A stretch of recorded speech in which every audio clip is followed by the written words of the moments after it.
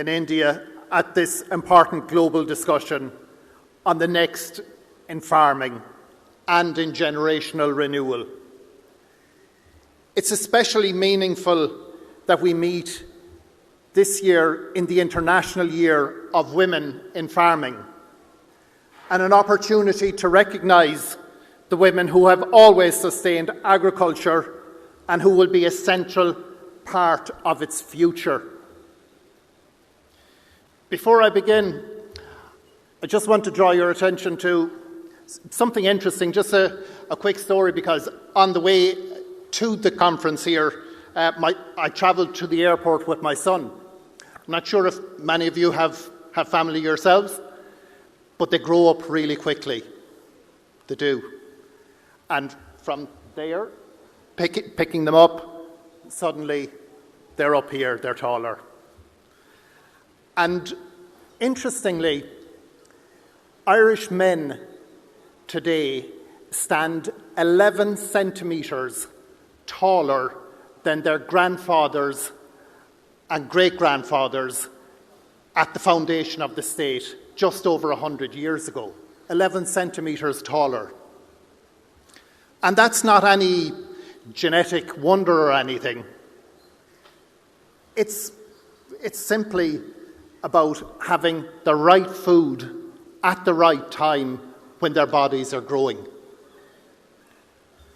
Food shapes our bodies, our societies, and our futures. And it reminds us why agriculture, one of humanity's oldest professions, remains one of its most essential. The techniques developed thousands of years ago still form the backbone of global food production, and newer techniques from GM to vertical farming, they'll augment those practices, but not actually replace them. Ireland, we're a smaller nation, just over 5 million people, and yet we export 90% of the food and drink that we produce. Last year, that was valued to us at over 21 billion euro. We're one of the most food-secure countries in the world, and we play a significant role in feeding many, many others. But food security is not something any nation can take for granted. The World Food Programme defines food security as having access to enough safe and nutritious food for normal growth, development, and an active, healthy life. Ireland's food system, we're deeply integrated into the European Union, and our Tagasc, our national body for research, they focus in on the way that we're a large net exporter of temperate agricultural commodities, especially in dairy and meat, that we produce far more of these foods than we consume, and yet we're net importers of fruit and vegetable. Our food security is strengthened by the EU single market, one of the larger, most stable and most diverse food systems. And it's why free trade, not self-sufficiency, is the foundation of modern food security. According to Global Food Security Index, global food security is falling. Food is becoming more expensive. Gosh, we know that when we do each week in our shopping. The gap between secure and insecure nations, it's widening. And 8 of the top 10 most food-secure countries are in the European Union, Ireland ranking second in the world. But even in Europe, risks are growing, perceived and real, assessed as cybersecurity threats, animal diseases, high input costs, tighter margins for farmers, and food affordability pressures. Our food security is becoming more fragile, even in wealthier regions. Despite our export strength, Ireland faces several vulnerabilities. As I mentioned earlier, in horticulture, we import 83% of our fruit and vegetables. And animal feed. Ireland is only 36% self-sufficient in animal feed. We're heavily reliant on North and South America. And like so many other of you here listening, climate and environmental pressures are impacting globally. Soil degradation, extreme weather, flooding, plenty of examples. But also in Ireland, market pressures such as 90% of our retail market being controlled by 5 major retailers, and rising energy and labour costs squeezing growers. But without doubt, one of the biggest challenges, and it's not unique to us, it's in your country as well, it has to be generational renewal. Ireland has less than 4% of farmers under the age of 35, and the average age of a farmer is nearly 60 years of age. And that pattern is repeated throughout developed countries. Austria is a rare exception. Younger people have so many more career options than ever. And why would they want to do the heavy physical work of traditional farming when they can have a predictable paycheck and a possibly 9-to-5 job? And this is where public spending and public policy really becomes critical.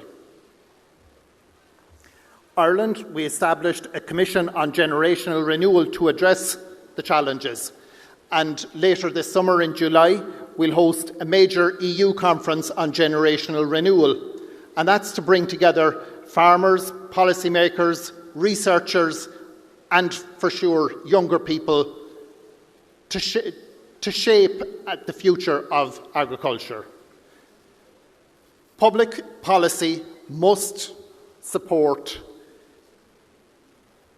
early successional planning, land mobility, tax incentives for younger farmers, collaborative models for farming, education, and support for women entering or expanding their role in farming. Succession, it isn't just a legal process, it's a critical cultural one. And families need the support and the direction to have an open conversation about the farm and its future. Later this year, Ireland will assume the presidency of the Council of European Union, and that will be at a decisive moment for agreeing the Common Agricultural Policy, or the CAP. And that presents a rare opportunity where Ireland will be able to shape or have a stronger input shaping Europe's food production strategy, supporting farmers, innovating funding, and generational renewal policies. The decisions made under that period of presidency will influence European agriculture over the next decade. As I mentioned earlier, this is the International Year of Women in Farming.